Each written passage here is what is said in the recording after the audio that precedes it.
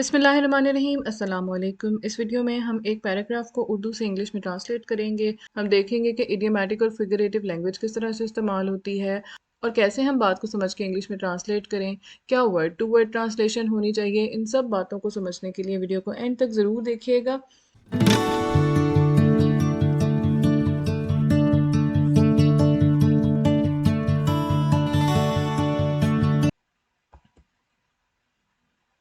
जो पैराग्राफ है ये है, किताबें भी अजीब नेमत हैं।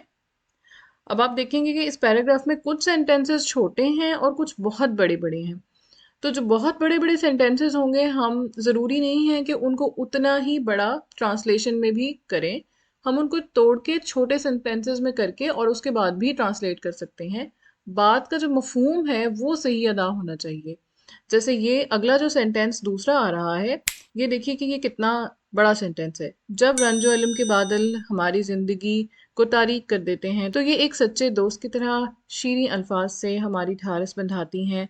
जब दोस्त और रिश्तेदार हमारी बदबख्ती की वजह से हमसे मुंह मोड़ लेते हैं, तो ये हमारा साथ नहीं छोड़ती।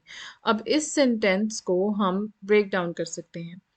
पहला ब्रेक डाउन हम यहाँ कर सकते हैं कि जब रंजो इल्म के बादल हमारी ज़िंदगी को तारीक कर देते हैं, तो ये एक सच्चे दोस्त की तरह शीरीं अल्फाज से हमारी ढारस बंधाती हैं। जब दोस्त और रिश्तेदार हमारी बदबख्ती की वजह से हमसे मुंह मोड़ लेते हैं, तो ये हमारा साथ नहीं छोड़ती। ये दूसरी बात होगी। आगे हमारा हौसला बढ़ाती हैं। अब क्या हमारा हौसला बढ़ाती हैं? किताबें। तो यहाँ इस सेंटेंस को हम यूं भी कर सकते हैं कि किताबें हमारा हौसला बढ़ाती हैं, या फिर ये हमारा हौसला बढ़ाती हैं। इसी तरीके से जैसे हमने एक बड़े सेंटेंस को दो में डिवाइड किया है, हम दो छोटे सेंटेंसेस को इकट्ठा करके भी ट्रांसलेशन कर सकते हैं। फिर है आगे, हिम्मत और इस्तिक़लाल से मुश्किलात पर गालिब आने का सबक देती हैं। हम आगे देखते हैं अब के ट्रांसलेशन किस तरह से करनी है और ब्रेक डाउन भी साथ साथ देखते जाएंगे। तो पहला सेंटेंस है, किताबें भी अजीब नेमत हैं। अब किताबें भी अजीब नेमत हैं का मतलब ये है कि किताबें भी किसी नेमत से कम नहीं, या किताबें भी अपने तई एक नेमत हैं। तो हम इसको इस तरह से समझकर ट्रांसलेट करेंगे।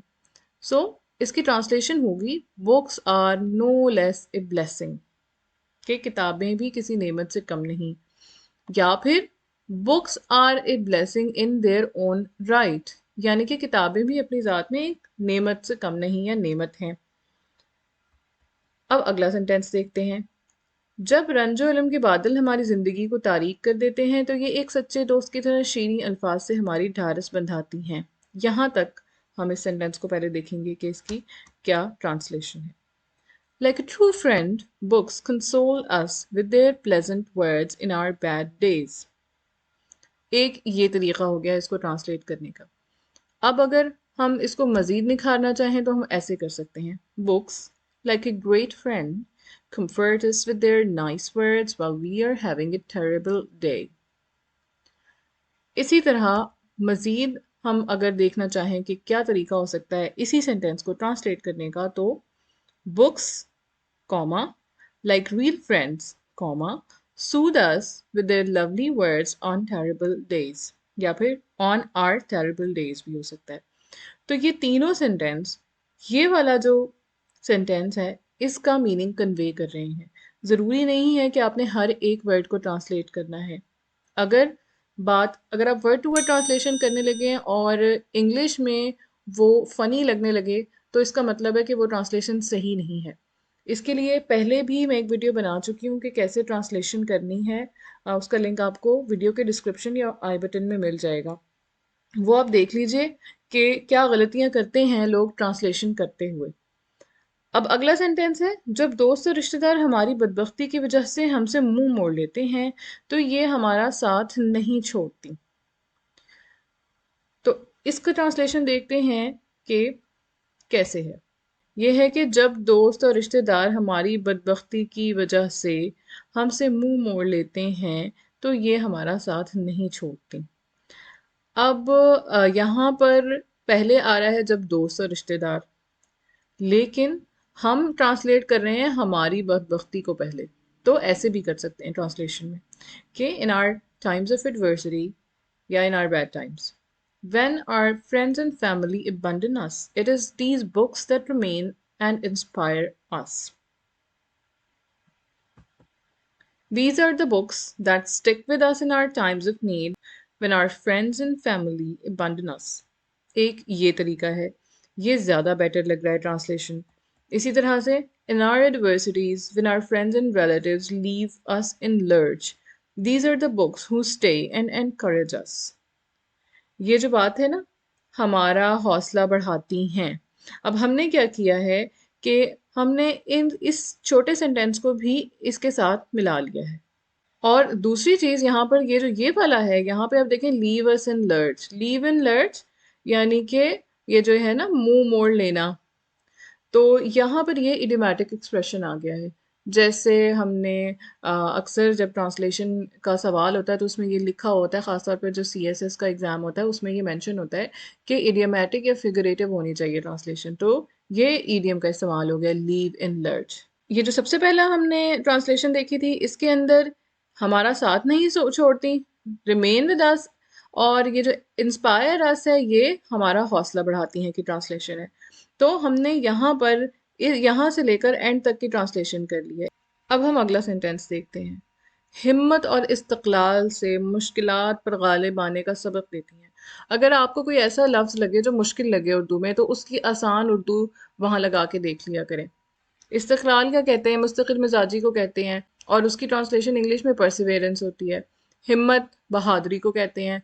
तो जो लफ्ज़ आपको लग रहा हो कि इसकी ट्रांसलेशन आपको डायरेक्ट इंग्लिश में नहीं आ रही, आप उसकी उर्दू में ही कोई ट्रांसलेशन ढूंढ के सोच के और फिर उसको इंग्लिश में ट्रांसलेट करने की कोशिश करें.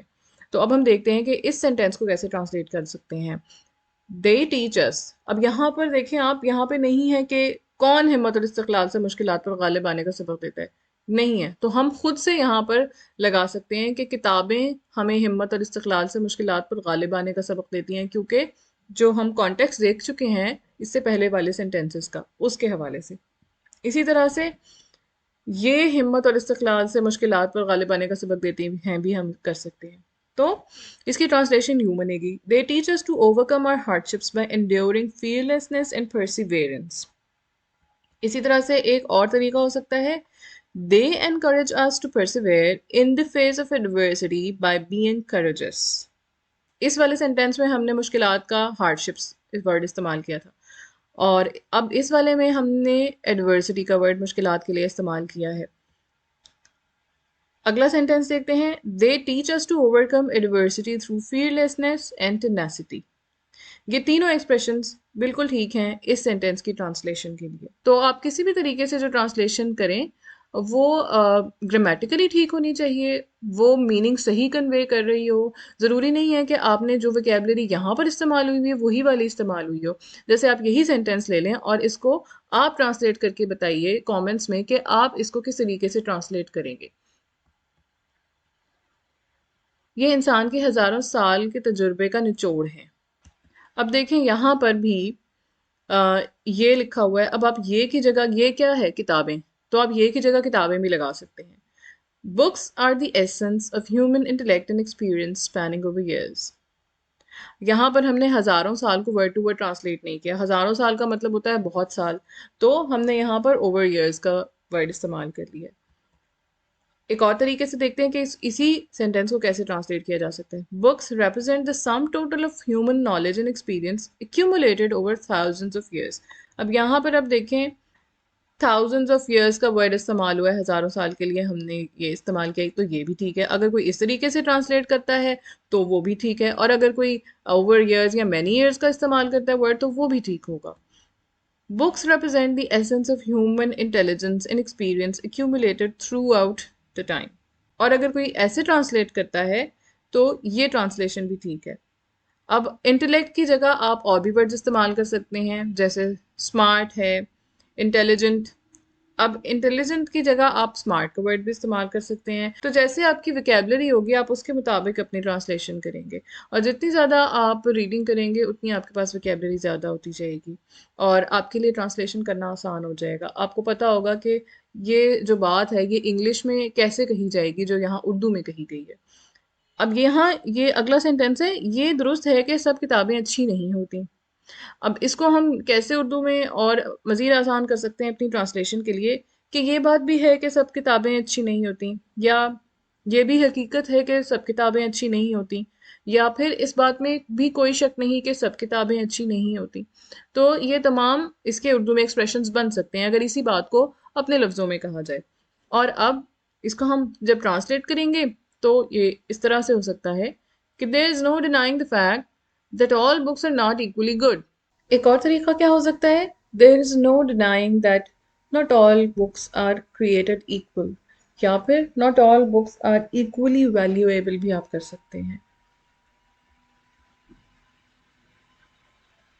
आगे है, बाज सांप से ज्यादा जहरीली और बिच्छू से ज्यादा खतरनाक है। यहाँ पे भी किस चीज की बात हो रही है, किताबों की। इनसे बचना वाजिब है। अब आप यूं भी कर सकते हैं कि इसको यहाँ तक ब्रेक डाउन करके ट्रांसलेट कर लें, पहला यहाँ ब्रेक लगाएं, उसके बाद है इनसे बचना वाजिब है, और फिर उसके बाद किताब के इंतखाब में अक्ल और एहतियात से काम लेना चाहिए, क्योंकि ये एक ही बड़ा सा सेंटेंस है तो इसको ब्रेक डाउन कर सकते हैं। और यूं भी कर सकते हैं कि यहाँ पर ना, अगर इसको तोड़ें तो बस यहाँ पर फिर तोड़ लें कि बाज सांप से ज़्यादा जहरीली और बिच्छू से ज़्यादा खतरनाक हैं, इनसे बचना वाजिब है। तो अब हम देखते हैं कि इसको कैसे ट्रांसलेट किया जा सकता है। Some are way more venomous than a snake or a scorpion. इसी तरह, some are far more dangerous than a snake or a scorpion in terms of venom. या फिर some are even more poisonous than a snake or scorpion. अब हमने यहाँ तक translate करने के बाद आगे करना है इनसे बचना वाजिब है। तो इनसे बचना वाजिब है कि क्या ट्रांसलेशन होगी, किन से बचना, किताबों से, ऐसी किताबों से। तो those text must be avoided at all cost. अब आप देखिए कि ज़रूरी नहीं है कि हर जगह आपने बुक का वर्ड ही इस्तेमाल करना है। बुक के लिए आप ऑल्टरनेटिव टेक्स्ट भी इस्तेमाल कर सकते हैं, लिटरेचर भी इस्तेमाल कर सकते हैं। It is mandatory to avoid those books. जितनी ज़्यादा आप रीडिंग करेंगे उतनी ज़्यादा वैरायटी होगी आपके पास वोकेबलरी की, और उतना ज़्यादा आपका एक्सप्रेशन अच्छा होगा। जैसे यहाँ पे हमने पहले टेक्स्ट का वर्ड इस्तेमाल किया, इस वाले सेंटेंस में बुक्स का वर्ड इस्तेमाल किया, इसमें हमने मैंडेटरी का वर्ड इस्तेमाल किया, और यहाँ पर हमने कहा एट ऑल कॉस्ट्स, क्योंकि मीनिंग वही कन्वे हो रहा है कि इनसे बचना वाजिब है, यानी कि इनसे हर कीमत पर बचना ज़रूरी है। वाजिब का अगर आपको ट्रांसलेशन नहीं आ रही तो ज़रूरी कर लें, इसको ज़रूरी को ट्रांसलेट कर लें, या लाजमी कह लें। Those books must be avoided at all costs. यहाँ तक हो गई ट्रांसलेशन। अब इस सेंटेंस को हमने पहले यहाँ तक किया था, उसके बाद यहाँ से यहाँ तक। अब आगे है, किताब के इंतखाब में अक्ल और एहतियात से काम लेना चाहिए। व्हेन चूजिंग लिटरेचर, यहाँ पे हमने किताब का वर्ड नहीं इस्तेमाल किया, हमने लिटरेचर का वर्ड इस्तेमाल किया। One should be intelligent and cautious. अब ये आपके वोकेबलरी पे डिपेंड करता है कि वो कितनी वास्ट है, और आप अक्ल और एहतियात और इसी तरह से चूजिंग के लिए, इंतखाब के लिए कौन कौन से ऑल्टरनेटिव वर्ड इस्तेमाल कर सकते हैं। ट्रांसलेशन अगर आप ऐसे भी करेंगे, सिर्फ सिंपली वही वर्ड्स इस्तेमाल करते हुए जो आपको आते हैं, तो भी ठीक है। और ज़रूरी ये है कि जो वर्ड्स आपको सही सही जिनके स्पेलिंग आते हों वही इस्तेमाल करें। अगर आपको कहीं डाउट हो रहा हो तो आप वोकेबलरी को डिफरेंट करने के लिए वो वर्ड इस्तेमाल ना करें जिसके ऊपर आपको डाउट हो कि इसके स्पेलिंग गलत हो सकते हैं। तो चाहे लफ्ज़ आसान हो लेकिन सही हो ट्रांसलेशन में, आप वो इस्तेमाल करें। इसी तरीके से एक और क्या एक्सप्रेशन हो सकता है इस जुमले को ट्रांसलेट करने का, one should be wise and cautious enough in selection of books. और when selecting literature one should be smart and circumspect। circumspect की जगह आप attentive भी इस्तेमाल कर सकते हैं, smart की जगह आप intelligent भी इस्तेमाल कर सकते हैं। तो ये तीनों expressions इस जुमले को ट्रांसलेट कर रही हैं। अब हम नज़र डालते हैं पैराग्राफ पर कि क्या ट्रांसलेशन बन रही है इसकी ओवरऑल। ओवरऑल ट्रांसलेशन का जो एक्सप्रेशन है वो बिल्कुल ठीक, अच्छा होना चाहिए। Books are blessing in their own right. Books like real friends soothe us with their lovely words on terrible days। यानी किताबें भी अजीब नेमत हैं, जब रंजो इल्म के बादल हमारी ज़िंदगी को तारीक कर देते हैं तो ये एक सच्चे दोस्त की तरह शीरीं अल्फाज से हमारी ढारस बंधाती हैं। In our adversities, when our friends and relatives leave us in lurch, these are the books who stay and encourage us। जब दोस्त और रिश्तेदार हमारी बदबख्ती की वजह से हमसे मुंह मोड़ लेते हैं तो ये हमारा साथ नहीं छोड़ती। क्या हमारा साथ, अब हमने यहाँ पर इस सेंटेंस में ये नहीं लगाया, हमने बल्कि ये की जगह बुक्स लगा दिया और हमारा हौसला बढ़ाती हैं and encourage us. They teach us to overcome our hardships by enduring fearlessness and perseverance. हिम्मत और इस्तिक़लाल से मुश्किलात पर गालिब आने का सबक देती हैं। अब यहाँ पर कोई ये दे का हमने खुद ट्रांसलेट किया है। ये इंसान के हज़ारों साल के तजुर्बे का निचोड़ है। ये और नहीं है, इसकी जगह के है। ये इंसान के हज़ारों साल के तजुर्बे का निचोड़ है। Books symbolize the accumulation of human knowledge and experience over thousands of years. अब देखें, ये भी एक एक्सप्रेशन हो सकता है इस जुमले को ट्रांसलेट करने का। आगे है, ये दुरुस्त है कि सब किताबें अच्छी नहीं होती। It is true that not every book is deserving of your attention. या फिर not all books are equally valuable. Some are far more deadly than a snake or scorpion. बाज़ सांप से ज़्यादा जहरीली और बिच्छू से ज़्यादा ख़तरनाक हैं। अब हमने यहाँ पर इन जहरीली और ख़तरनाक के लिए एक वर्ड इस्तेमाल कर लिया, डेडली। लीदल भी इस्तेमाल हो सकता है, पॉइजनस भी इस्तेमाल हो सकता है। ये तमाम ठीक होंगे expressions. Those books must be avoided at all costs. उसके बाद है, किताब के इंतखाब में अक्ल और एहतियात से काम लेना चाहिए। When it comes to selecting literature one should be smart and cautious. तो ये इस पैराग्राफ की ट्रांसलेशन होगी। इंग्लिश ट्रांसलेशन से रिलेटेड मजीद वीडियोस देखने के लिए आप हमारी इंग्लिश की प्लेलिस्ट को ज़रूर विजिट करें, जिसका लिंक वीडियो के डिस्क्रिप्शन में मौजूद है। Thank you for watching.